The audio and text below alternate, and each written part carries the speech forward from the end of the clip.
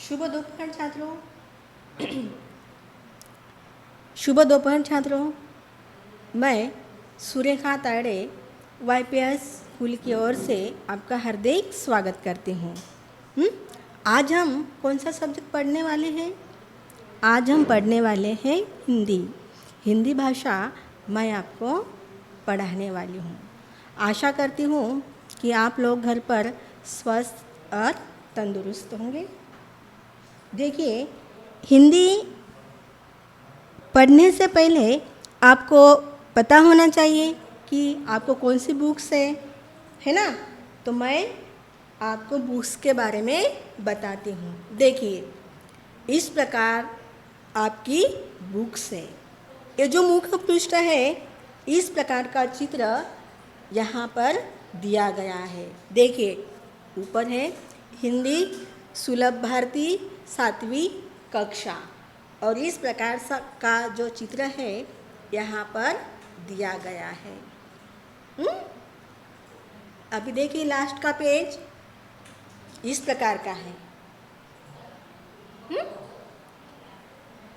देखिए, महाराष्ट्र राज्य पाठ्यपुस्तक निर्मिति व अभ्यासक्रम संशोधन मंडल पुणे द्वारा प्रकाशित आपकी बुक्स है। आपके पास होंगी बुक्स? सब लोगों के पास है? ठीक है। तो देखिए बच्चों, पढ़ने से पहले मैं आपसे कुछ पूछना चाहती हूँ, कुछ बताना चाहती हूँ। तो देखिए, पिछले साल जब आप 6ठी कक्षा में थे, तो रोज स्कूल में आते होंगे ना, रेगुलर? अच्छा, तो जब हमारी स्कूल पिछले साल में शुरू थी, तो हमारे स्कूल में बहुत सारे प्रोग्राम होते हैं, बहुत सारी एक्टिविटीज़ होती है ना? होती है ना? आप भी उसमें भाग लेते हो। बहुत मज़ा आता है। तो इस प्रकार से देखिए, बहुत सारे प्रोग्राम, जैसे कंपटीशन होता है, रंगोली कंपटीशन, खेल, अलग अलग प्रकार की खेल की प्रतियोगिताएं होती हैं। उसी प्रकार से हर साल हमारे स्कूल में एक प्रोग्राम होता है, स्नेह सम्मेलन जिसे हम कहते हैं, है ना?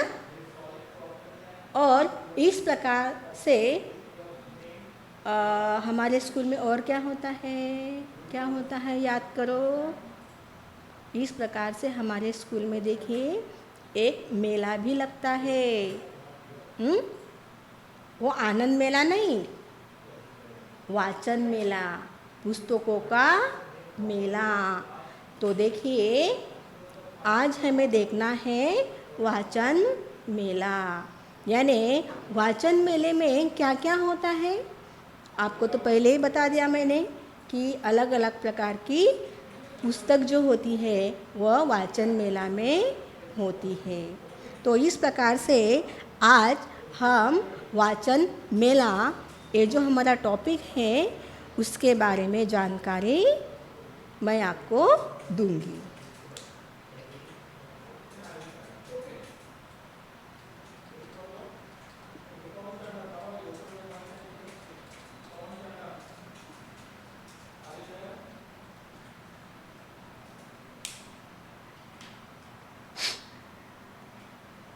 और भी एक प्रकार का मेला होता है जिसमें हम बहुत सारा मज़ा हमें आता है, बहुत सारे खिलौने हम खरीदते हैं, है ना? अलग अलग प्रकार के दुकानें वहाँ पर लगी होती है। लेकिन आज का जो हमारा मेला है, ये पुस्तकों का मेला है। तो हमें देखना है कि इस वाचन मेले में क्या क्या है। पुस्तक खोलो, पेज नंबर 1 निकालो। जिनके पास पुस्तक है उन्होंने पुस्तक में देखना है, और जिनके पास नहीं है उन्होंने मेरी तरफ देखना है, क्योंकि हमें इस पिक्चर्स का ऑब्जर्वेशन, निरीक्षण करना है। देखिए बच्चों, देखिए ये जो मेला है, हम्म? ये मेला कहाँ पर लगा हुआ है? सोचो तो जरा। ये जो मेला है, ये मेला हमारी स्कूल के मैदान में लगा हुआ है। क्योंकि मेला यानी उसके लिए तो जगह बड़ी चाहिए ना, इसीलिए हमारे स्कूल के मैदान में ये मेला लगा हुआ है।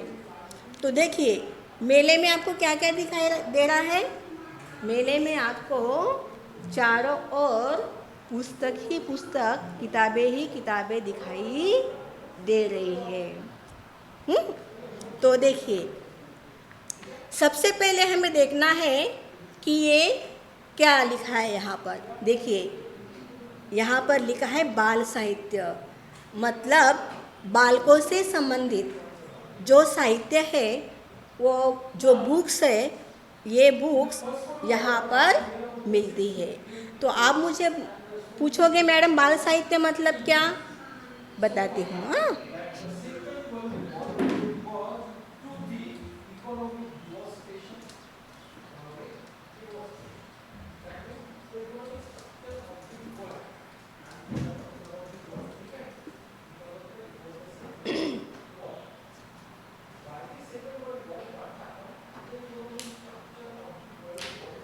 बाल साहित्य का मतलब है बालक, जो बालक होते हैं, बच्चे होते हैं। तो बच्चे मतलब किस उम्र के? जो 6 से 12 साल के होते हैं, जिनकी उम्र 6 से 12 साल के बीच में होती है, ऐसे बच्चे। हाँ, तो इस प्रकार यानी इस उम्र के बच्चों का जो साहित्य है, वह साहित्य बाल साहित्य में आता है। अभी देखिए इसमें क्या क्या आता है बाल साहित्य में। तो बाल साहित्य में देखिए, अलग अलग प्रकार की कहानियों की बुक्स होती है, कविताएं होती है, उसके बाद अलग अलग प्रकार के नाटक होते हैं, एकांकी होती है, जीवनी होती है। इस प्रकार का साहित्य जो है इसमें होता है। अभी कहानियाँ देखिए, अगर आप पुस्तकालय में जाते होंगे तो आपको कहानियों की बुक्स पढ़नी अच्छी लगती होंगी, लगती है ना? तो इन पुस्तकों में फिर आप लोग कहानियों की बुक्स ढूंढते हैं। तो कहानियाँ अलग अलग प्रकार की होती हैं, जैसे राजाओं की कहानी, रानी की कहानी, परियों की कहानी, घोड़े की कहानी, भूत प्रेतों की कहानी भी होती है ना? तो इस प्रकार से आप लोग कहानियों की बुक्स लेते हैं।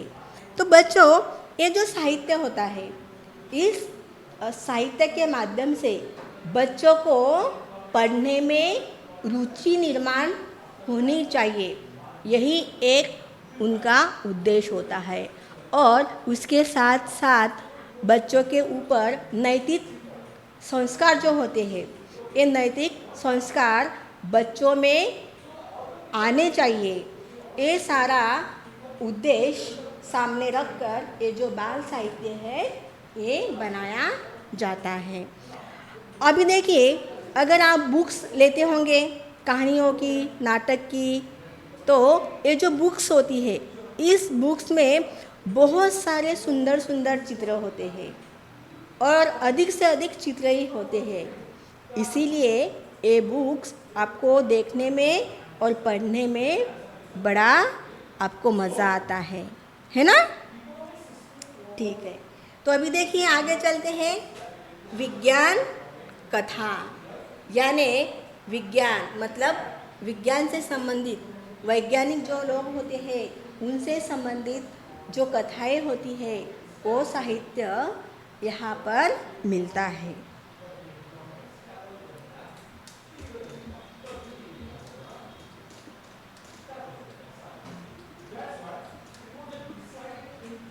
इस विज्ञान कथा में जो वैज्ञानिक होते हैं, इन वैज्ञानिकों के जीवन से संबंधित, यानी किस प्रसंग से उनको प्रेरणा मिलती है, इस प्रकार की जो कहानियाँ होती है, वह कहानियाँ विज्ञान कथा में होती है। इसका उद्देश्य क्या होता है कि बच्चों में वैज्ञानिक जो प्रवृत्ति है, वैज्ञानिक प्रवृत्ति निर्माण होनी चाहिए आगे चलकर, यानी वो भी अच्छे से वैज्ञानिक बने।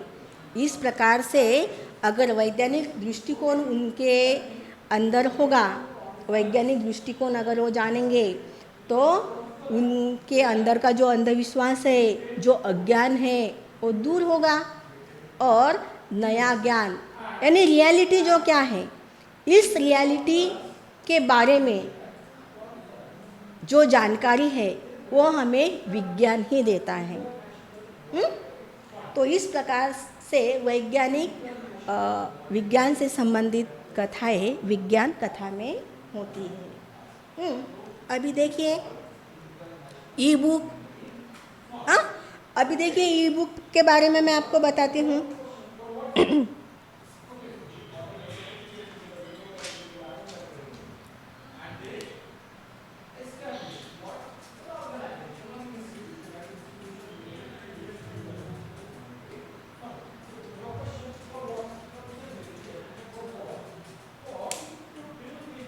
आप सोच में पड़ गए होंगे कि बुक और ई बुक में क्या अंतर होगा, कैसा होगा ये ई बुक, है ना?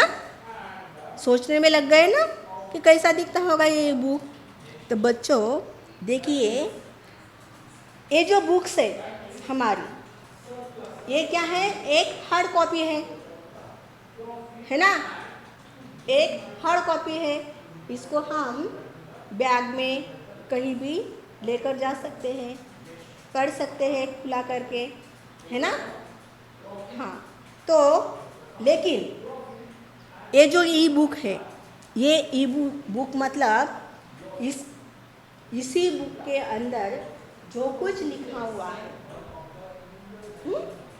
समझो, इस बुक के अंदर जो कुछ लिखा हुआ है वह हम डाउनलोड करके यानी मोबाइल के माध्यम से उसको पढ़ सकते हैं। यानी इस बुक का जो सारा मटेरियल है उसको हम मोबाइल में लेकर उसको पढ़ते हैं, उसको कहते हैं ई बुक्स। अब देखिए, ये जो बुक्स हैं, इन बुक्स की कीमत जो होती है, यानी हार्ड कॉपी की कीमत ज़्यादा होती है, सब लोग उसको नहीं ले पाते। लेकिन अगर आपको बुक्स पढ़नी है तो आप लोग क्या कर सकते हैं कि कम पैसों में उसको डाउनलोड करके घर बैठे अपने मोबाइल में बहुत अच्छी तरह से आराम से पढ़ सकते हो, है ना? कितना इजी। तो उसको कहते हैं इसी प्रकार से ई बुक। अभी देखिए, यहाँ पर दिया हुआ है ऑडियो बुक्स।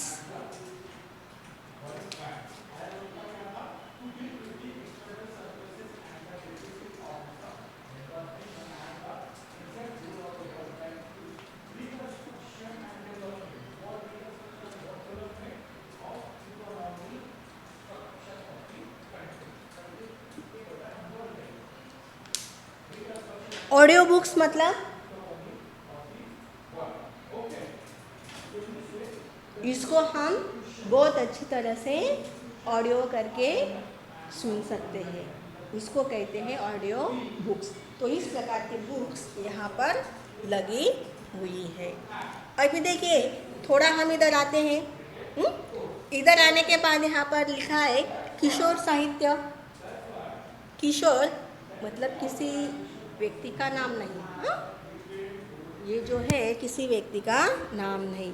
किशोरवयीन यानी एक विशिष्ट काल होता है, उस काल को किशोरवयीन अवस्था ऐसा कहा जाता है। तो ये जो अवस्था होती है, देखिए 12 से 18 के बीच, यानी 12 से 18 उम्र के जो बच्चे होते हैं, ये बच्चे किशोरवयीन बच्चे कहलाते हैं, है ना? अब ये छोटे नहीं होते, अभी इनकी पढ़ने की, कुछ करने की वृत्ति बढ़ती है, इसीलिए उनके हिसाब से पुस्तकें यहाँ पर रखी जाती है। तो इस प्रकार से ये किशोर साहित्य, किशोर यानी उन बच्चों के लायक बना हुआ साहित्य यहाँ पर मिलता है। और आगे देखिए क्या दिखाई दे रहा है। देखो बच्चे पुस्तक खरीद रहे हैं, कोई बच्चे खोलकर उसको पढ़ रहे हैं। ये जो है एक मम्मी, ये बच्चा, दोनों ये बच्चे ने बुक्स खरीदी है शायद। देखिए बुक्स उसके पास दिखाई दे रही हैं, है ना।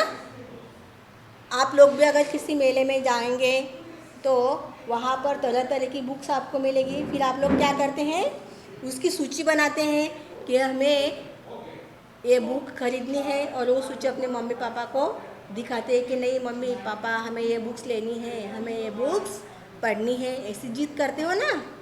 हाँ, तो देखिए उसी प्रकार से इस बच्चे ने एक नई बुक्स खरीदी है।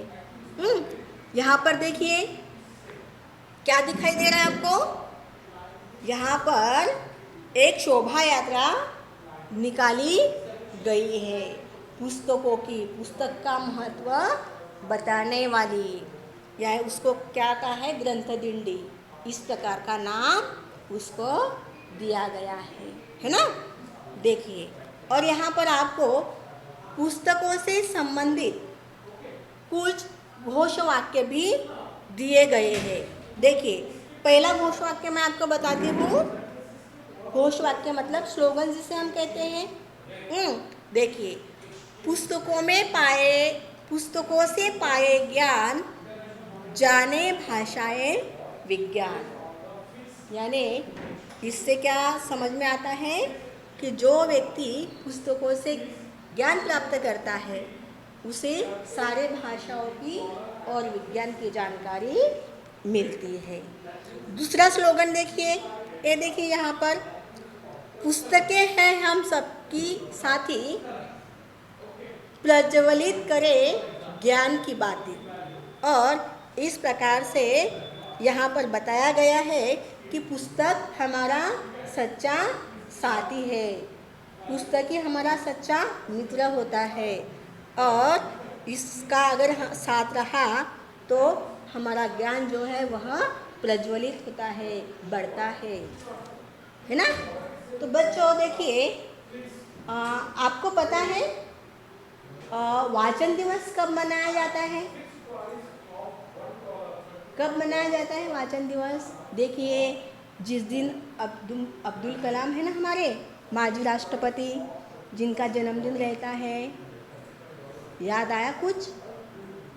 तो APJ अब्दुल कलाम जी जो है उनका जो जन्मदिन है वह हम वाचन दिवस के रूप में मनाते हैं। वो कौन सा दिवस है, 15 अक्टूबर। तो मैं आपको होमवर्क देती हूँ, होमवर्क लिख लीजिए।